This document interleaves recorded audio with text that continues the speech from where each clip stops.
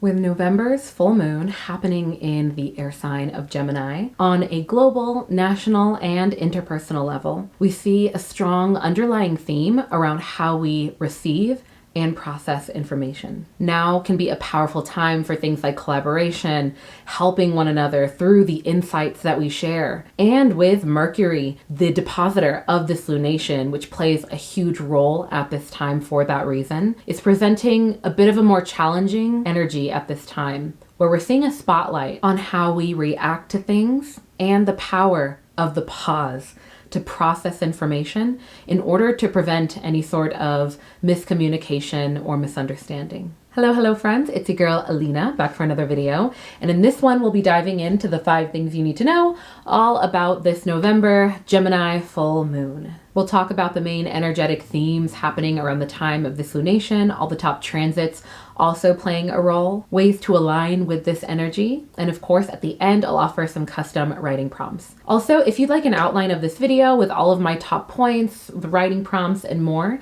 then be sure to sign up for my newsletter, which you can find the link to in the video description. Also, it's really crazy to be recording this leading up to Thanksgiving here in the States. I got to do a Friendsgiving this weekend, which was really cool. I don't know, I just feel like time is going by so quickly. But speaking of the holidays, if you're interested in gifting yourself, a loved one, or a friend an awesome gift that gives all year round, then you should definitely check out the Auralign Astrology Planner. It's my creation and it is an annual planner where you can plan out your life, but it also has notifications for all of the top astrological events of the year with dedicated full and new moon ritual pages, and we're having an epic Black Friday sale. So if you want to gift a loved one or yourself an awesome gift that's also at a discount while simultaneously supporting this channel, then be sure to check out the links in bio. But with that said, let's dive into the video. So for any of y'all who don't know, the full moon marks a midway point through the lunar cycle, where we see that the sun's light is fully illuminated and reflected on the max capacity surface of the moon. And as we know, with the moon impacting our inner world, emotions, and relationships, just as we see that the moon can raise the tides, so too can it raise our emotional and intuitive abilities. I like to call the full moon a cosmic spotlight because it can tend to illuminate what has and hasn't been working for us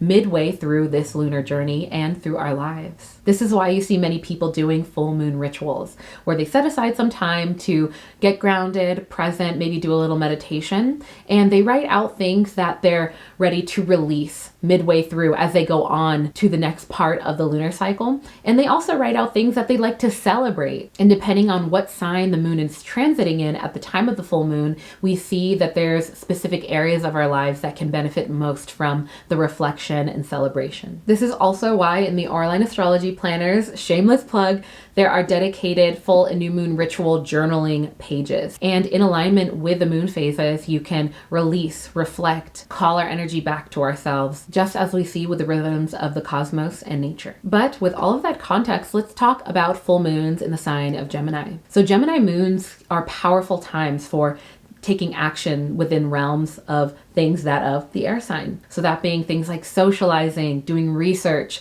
consuming fascinating information, and having important conversations along with exchanging ideas. This is also a very auspicious moon for collaboration, diving deeper into that one topic that you've been wanting to research further, and looking into things from a more logical perspective. And as with all full moons, we see that the moon opposes the sun at this time. So we specifically see that the sun is in Sagittarius.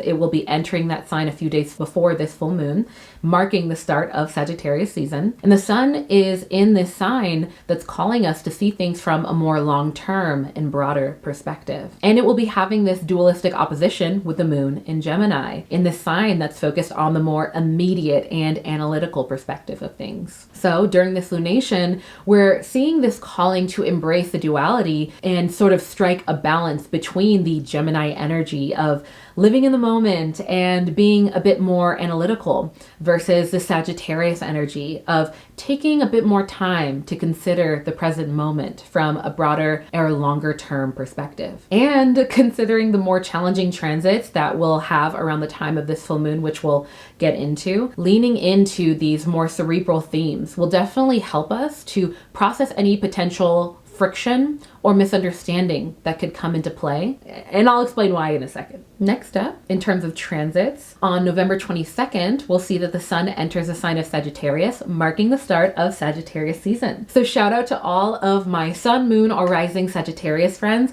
and thank you for your often open-minded and curious nature. We all have something to learn from you. Also comment down below if you resonate with a lot of the themes that people associate with Sagittarius, whether you are Sagittarius or you know someone who is a sun, moon, or rising. Now, Sagittarius season definitely brings in this energetic support when it comes to philosophical and spiritual exploration, along with things like relaxation and trying new things. Sagittarius season over the next sort of month can be a powerful time for doing things like finally reading that book about diving deeper into your spiritual practice or exploring new spaces and perspectives. Ruled by Jupiter, Sagittarius season can also tend to usher in a deepened connection to higher truths and things like thirsts for knowledge beyond the ordinary. So with that context, this next month can definitely be a powerful time for educational pursuits, workshops, and having conversations that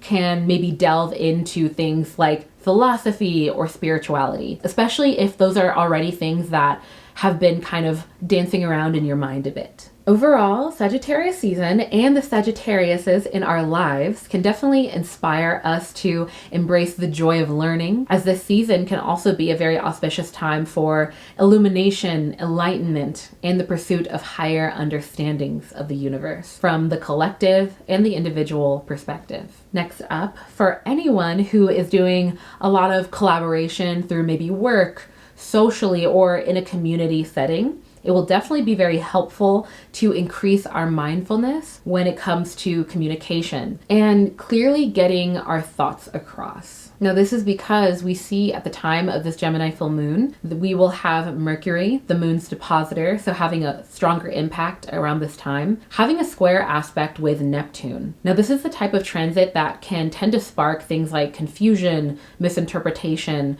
or bringing about some sort of complicated situations. And we see this because we have Mercury, the planetary ruler of Gemini, and the planet that impacts our communication, information exchange, all things tech and travel. And it's having this square aspect, which is an aspect that can tend to bring about things like roadblocks or hiccups with Neptune, the planet of illusion, spirituality, and the metaphysical. So when in this squared aspect with one another, we can tend to see that there can be some tension when it comes to our communication and our imagination. So this has the potential of looking like the collective being misinformed about something, or potentially running with information before getting the whole picture. And there can be more of a chance of collective and individual levels of misinterpreting things or projecting our own ideas or expectations in a way that could be a bit off from reality. But it's important to understand that it'll be through slowing down our pace and recognizing the power of pausing and processing versus being reactionary and leaning into this Gemini full moon's energy that's very analytical in and of itself, that can really aid in our critical thinking, that we can better sift through any sort of confusion to see things as they are. So overall, this Gemini squaring Neptune transit definitely has the potential of being one that can increase the likelihood for confusion, but it will be through being slower to react and taking time to process things that we can definitely sort of navigate these murky waters at this time. Next up, another slightly challenging transit at the time of this full moon will be when we see that Mars will be squaring Saturn. Now, as many of you already know, Mars is a planet that impacts our sense of drive, our energy, and callings for dominance, while Saturn impacts restriction, order, and maturity. So when we see them in this squared aspect, it can tend to bring about friction when it comes to the collective and the individual, ourselves, exerting our will and authority figures potentially standing in the way. So this can also manifest as authority figures on a national, professional, or interpersonal level, having a clash or a pushing for dominance with us personally, or again on a collective level, when we try to stand in our power. So on a smaller scale, this could also look like us trying to start a project for business or personal, creative project, and noticing that we're being met with regulations or strict deadlines that might hinder our actions, and the potential for big or small roadblocks on our path. But as many of us already know, oftentimes roadblocks can either be a beautiful redirection onto another path, one that is best aligned for ourselves, or it can also be a time where we're called to ask, how bad do you actually want this? Like, is this the type of thing where you want to take the time to push aside this boulder, say, regulation or a push in some way, or a roadblock or stagnation comes up? Is it the type of problem that makes us reflect and think, I don't know if I really want this that bad? And that's okay. Maybe this isn't my path, and you take a new one. Or is this the type of transit that can spark within us this clarity, where we actually have this drive where we're like, you know what? It turns out this might take longer, or it turns out that there's this hiccup. But you know what? I'm going to learn from this, and I'm going to do better next time, even though it's going to be hard, because I know that this is exactly what I want. And with both the sun and moon transiting through very sort of cerebral and introspective signs, that of Gemini and Sagittarius, we'll also be likely to be able to get through a lot of the potential confusion if we take time to look at things from a bird's eye view and hold strong to the insights and inspirations that our intuition knows is right. And by the way, if you made it this far in the video and you're enjoying it and you aren't already subscribed, what are you doing? Go ahead and hit the like and subscribe button if you haven't already, because it makes a huge difference in supporting my work. Another mutually beneficial way to support my work is to order your Auralign astrology planner. And it can be such a beautiful gift that lasts all year long for yourself or a loved one going into 2024. All right, in terms of ways to align with this Gemini full moon, first off, as we know, full moons can be a powerful time for releasing anything that maybe has been heavy on our hearts. If we notice thought patterns, subconscious things, limiting beliefs, people, places, environments, now can be a beautiful time in general, regardless of what sign the moon is in, to release those things. But specifically when it comes to a full moon in Gemini, we can look at these Gemini and the ruling planet Mercury, these mercurial themes of how we communicate, how we research and receive information, our critical thinking skills, and all things out of air. So think things like the internet, travel, conversation. All of these things are sort of topics that can be beneficial to look into around this time and reflect upon how far we've come relative to these things and celebrate those things. And if you feel called to do so, look at anything that you might feel, ready to release. All right. And next, for collective perspective, this is a segment that I introduced, it's probably been like 6 months ago now, I don't know.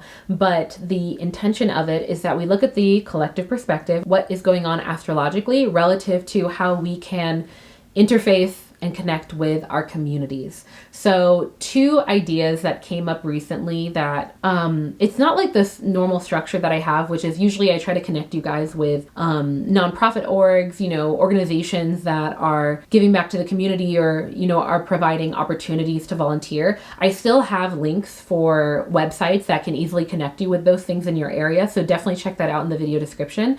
But 2 ideas that came to mind recently for me, one of them is shopping locally. So especially around the holiday season, especially if you're in the States, but I feel like a lot of places, whether you're in the northern or southern hemisphere, there are a lot of local markets where you see that there are booths set up by small businesses. It can be so helpful to go to a lot of those things, especially if you're in the northern hemisphere during the holiday season. There are a lot of night markets, a lot of Christmas markets, holiday markets in general, where a lot of small businesses, a lot of people who make crafts and put a lot of love and intention into the products that they make, they come to these things. And it can be a great way to shop locally, think globally, really support people in your immediate community instead of getting everything on Amazon, And it's also a really fun activity to connect with your community, to actually see the faces of the people who live around you, who are the creatives in your area. Especially coming up this Black Friday, all the corporations are making huge bank, but don't forget about Small Business Saturday. Another great idea that I was talking to, I had Friendsgiving this weekend. I hosted it, me and my husband, we hosted a Friendsgiving. It was really cool. We talked about how great it can be to create little care packages. So depending on where you live, sometimes when you're getting off of the interstate or off of a freeway or out of, supermarket type area, there can be homeless people or people without homes who they're asking for money and things like that. And of course, give them money if you feel called to do so. But another thing that can be helpful is creating sort of care packages where you have pre-packaged food so that they know that it's safe to eat. Maybe gloves in there, just little things that you can just keep in your car. That way, if you see them, you can just give that to them. Obviously, this doesn't solve all the world's problems. And I'm sure that there's even more efficient ways to support people in your area that don't have homes at this time. And if you have any other great ideas for ways to support people in your community that might need help right now relative to homelessness or, you know, just getting resources, I'd love to hear your ideas in the comment section below. But there are so many other ways that are out there. So I'd love to hear your take in the comment section below. All right, and finally, let's get into these Gemini full moon writing prompts. So what I will do is I will read out the prompts here. They will be on the screen and in the video description. When you see the prompts pop up on the screen, you're welcome to pause the video, write them out, and when you're done, we'll be back. Also, if you have your Auralign Astrology Planner, you're welcome to go ahead and flip over to the dedicated Gemini full moon journal prompt section where you can write out all of these prompts and you'll see some dedicated ones already in the planner as well. What does balance between living in the moment and taking a more analytical or long-term approach look like to you? When was the last time you paused to process your emotions before reacting when you weren't feeling that great? And finally, is there anything that you're ready to release at the time of this full moon? This can look like habits, patterns, people, environments, limiting beliefs that you feel aren't aligned with your intentions moving forward. All right, y'all. I hope that you enjoyed those writing prompts. And if anything came up for you that you feel called to share in the video description, I'd love to hear about it. If not, if you made it this far in the video, I would love if you commented 3 brain emojis. I'm going to go ahead and end the video here. Again, if you're interested in the Auralign Astrology Planner, we're having this Black Friday sale. It's not only 20% off site-wide, but if you want to get like multiple planners for your office, for your friends, for your family or something, that way you guys can like get into it all year long and check in with each other. Check that out because there's also really good bulk deal sales. And yeah, but with all of that said, I am sending you all of my love. I'm wishing you all a wonderful holiday season. I'll see you again shortly for the next video, but you know what I mean. But with all of that said, I will leave you with my favorite quote, and that is, be gentle with yourself because life is about the journey, not the destination. All right, peace, friends.